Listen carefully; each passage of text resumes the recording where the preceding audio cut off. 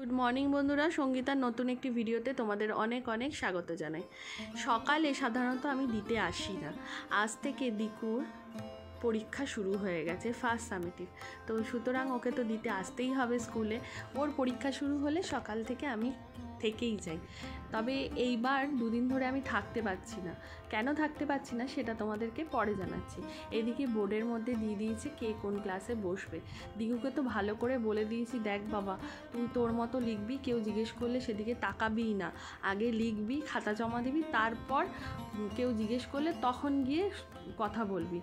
Actually হয় কি, পিপিতে 70টা বাচ্চা একসাথে বসে। এবার ওখানে আছে মারপিট, ওখানে আছে কথা বলা, অনেক কিছুই আছে। জানি না আমার দিকু কী লিখবে, সেটা তো খাতা বেরালেই বুঝতে পারবো। তো ওর ক্লাসে চলে গেছে, ওই দেখো বাচ্চাগুলো যাচ্ছে, ওর ক্লাসে পরীক্ষা দিতে চলে গেছে। ও জানে না যে আমি থাকবো না, ও জানে আমি থাকবো। তবে আমি এখন বাড়ি চলে যাব। বাড়িতে দেখতে পাচ্ছ, এই দেখো বাড়িতে একটা ওয়ার্ড্রপ বানাচ্ছি, একটা না দুটো ওয়ার্ড্রপ বানাচ্ছি, একটা ব্যালকনিতে আর একটা রান্নাঘরে। তো যার জন্য আমাকে দিকুকে দিয়েই চলে আসতে হয়। এখন মানে সবে হ্যাঙ্গিং হয়েছে, ঝোলানো হয়েছে, ফাইনাল হয়নি। ফাইনাল লুকটা পরে তোমাদের সাথে শেয়ার করব। তো আমার ঘরের অবস্থা ভীষণই খারাপ। আমি দিকুকে দিয়ে বাড়ি চলে আসি, কোনো রকমে স্নান করে পুজোটা সেরে আর দুটো সেদ্ধ ভাত করে নিই, কারণ কাজ চলছে তো বেশি রান্না করা যায়ও না, কারণ ওরা 10টার মধ্যে চলে আসে। বাইরের কাজ চলছে, ভাইটি এখন বাইরের কাজ শেষ করছে। আর আমার ঘরের অবস্থা একদম খারাপ, একদম বলতে মানে একদম তছনছ অবস্থা। হ্যাঁ, মঙ্গলবার থেকে কাজে লেগেছে, তো দু তিন দিন মাসিবাড়িতেই কাজ করেছে, কারণ মাসিবাড়ির ছাদটা বড়, তো ওইখানেই কেটে ঠেটে সমস্ত কিছু করে নিয়ে এসছে, আর এখানে এসে জুড়ছে।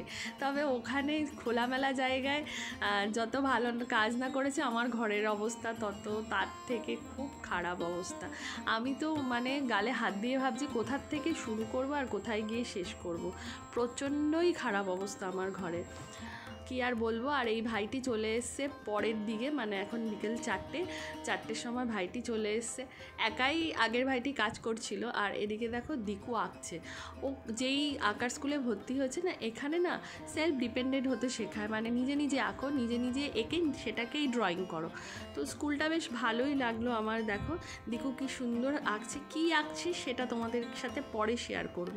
তবে দুদিন ধরে দেখছি গ্লাস বাটি সব নিয়ে বলছে, ওর মাথা থেকে কোথার থেকে বেরিয়েছে জানি না, খালি বলবে গ্লাস দাও না মাম্মাম, একটা ছোট বাটি দাও না মাম্মাম, মানে সব বসিয়ে ও ড্রয়িং করবে। ও যাই হোক, ও ওর মতো ড্রয়িং করুক, তোমাদেরকে পরে দেখাবো যে কি ড্রয়িং করেছে।